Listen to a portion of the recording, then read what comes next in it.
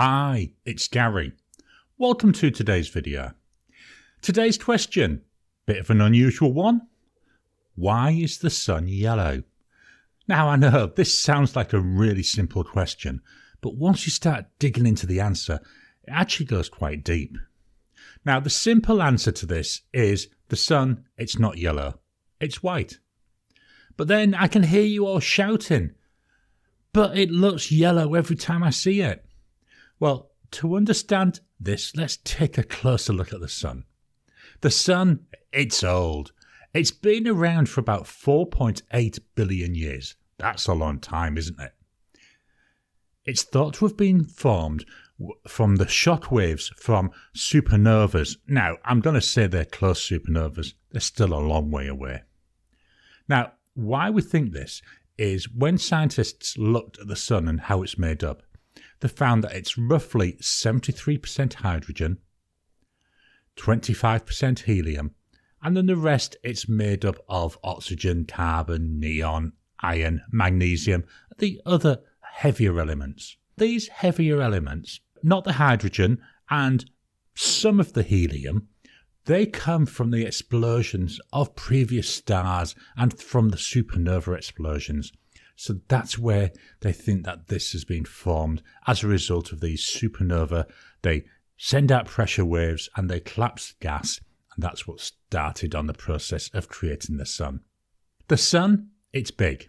It's about 1.39 million kilometers, or 860,000 miles in diameter. To give you a rough idea, that's about 109 times the size of the Earth.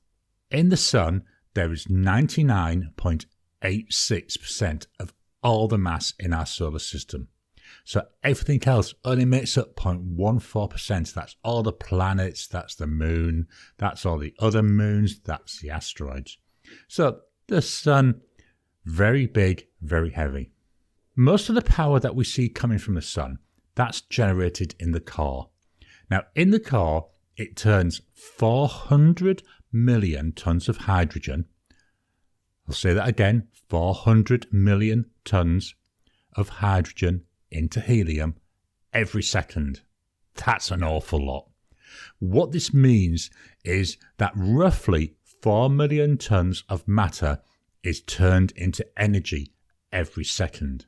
Now that, it sounds like a lot, doesn't it?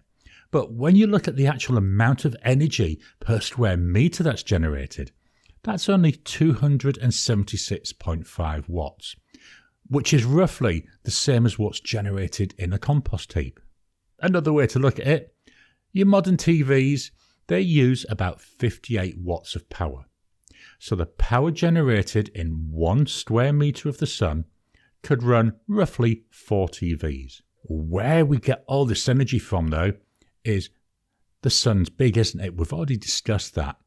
So yes, each square meter generates only a small amount, but when you add it all up for the total size of the sun, that's an awful lot of energy. So the sun, it's made up of a number of layers. The first layer, the one at the center, is called the core. That's where we've said all the energy comes from. 99% of the energy of the sun comes from the core. The core is only roughly 24% of the sun's radius. Now, the heat in the core, it moves by radiation, not by convection. And that's one of the first things to remember. The core is radiative. It takes a long time for the power to travel out from the core, roughly between 10,000 and 170,000 years. When it emerges from the core, it comes into the techocline. And this is where we're taking the radiative energy that's generated in the core, and it starts to convert that into convective energy. So when the energy comes out of the core, where it's radiating, it goes through the techocline and it comes into the convective zone, and that's where we've now got convection. So the energy, it comes up, it comes out of the techocline. When it hits the convection zone, what it does is it starts to heat up. As it heats up, well, things get less dense. Less dense things, they will float up. So that's why we start seeing this convection as we've got less dense material starting to push up through the more denser material above it. And this is why we say it's now going through convection. The next layer we come into is the photosphere. It's the visible surface of the sun. This is where solar radiation, which we call sunlight, it leaves the sun. Above the photosphere, we've got the corona. It's the extended atmosphere of the sun. And most of the solar wind, well, this is where it comes from. And that solar wind, what that is that's blasting out plasma into space. So the sunlight, it's now left the sun. It takes 8 minutes and 20 seconds for that light to reach the Earth. Now, during the times when the sun's at its furthest point, it can maybe take another 2 seconds. When the sunlight gets to the top of the Earth's atmosphere, it's 50% infrared energy, 40% visible light, that's the light we can see, and 10% ultraviolet energy. Now, at this point, that visible light, it's made up of all the frequencies. But there are some differences. That light, it's not an equal spread between the frequencies. If we look at the two ends, so that's the blue and the violet frequencies and the red frequencies, they tend to be slightly less than those in the middle, which is in the green frequency range. But for all intents and purposes, the light is white. Every frequency is present. As the light starts to move through the atmosphere, it then encounters an effect called Rayleigh scattering. And this is actually what makes the sun look yellow when we see it. Rayleigh scattering, it affects the shorter light frequencies, which are those in the blue frequency range, more strongly than the longer frequencies, so they're in the red range. As the light passes through the atmosphere, the blue frequencies, they get scattered, and this means that more of the blue light gets bounced around. And this is actually what gives the sky the blue colour. It's a result of this Rayleigh scattering of the blue light. The rest of the light doesn't really get scattered, so that comes down towards Earth in more or less a straight line. The blue light, because some has been scattered out, there's slightly less of it, it's been reduced. And taking that blue light out, that's what shifts us towards the yellow tone. And that's why most of the time when we see the sun, we see it as being yellow. Because we've filtered out this blue light, why doesn't everything have a yellow tone to it? I mean, that's what you'd expect. We've got rid of the blue light. It's down to the distance that the light needs to pass through the atmosphere. Let's think about the way the sun looks to us. If we look at the sun at dawn or dusk, when it's down near the horizon, that's the thickest part of the atmosphere for us because we're going across the surface of the Earth. Because the light's got further to go, it gets scattered more, so more blue light comes out.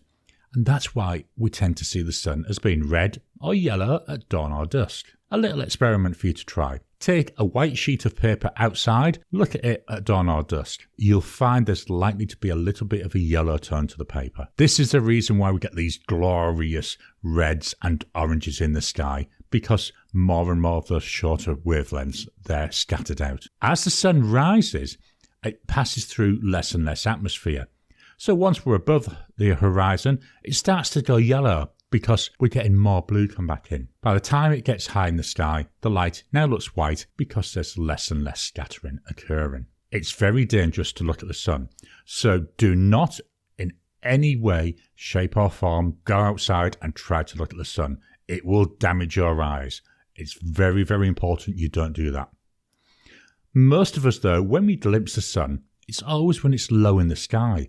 It's always around dawn or dusk. It's where we see the yellows, it's where we see the oranges. It may be just after dusk the sun started to rise, so there's still that yellow tinge to it. But what we find is once the sun's high in the sky, we don't really look at it, do we? So we only really see the sun when it's in that yellow area of the sky. Again, I'm going to stress, do not go outside and try to check this. It will damage your eyesight. Do what I did. Go on Google, you can find lots of different photos of the colour of the sun. So in summary, when we think of the sun, we think about it being yellow, but that's purely because that's the way we see it. This is where the Rayleigh scattering, it's affecting more of the lower frequencies of light. As the sun rises in the sky, the light passes through less of the atmosphere, there's less light being scattered, so that means that the white tone of the sun, that's able to come back. But we don't really see it because it's just so dangerous to look at the sun It will damage your eyes. I know I've said this a number of times. Do not go outside and look at the sun. I hope you've enjoyed today's video.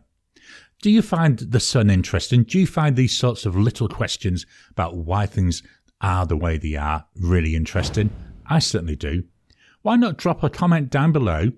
What questions would you like to see me answering on this channel? If you've enjoyed the video, please hit the thumbs up button. Every time you like, every time you comment, just helps with the YouTube algorithm. If you haven't already, please subscribe to my channel so that you can get new videos as I release them. I'll talk to you again soon.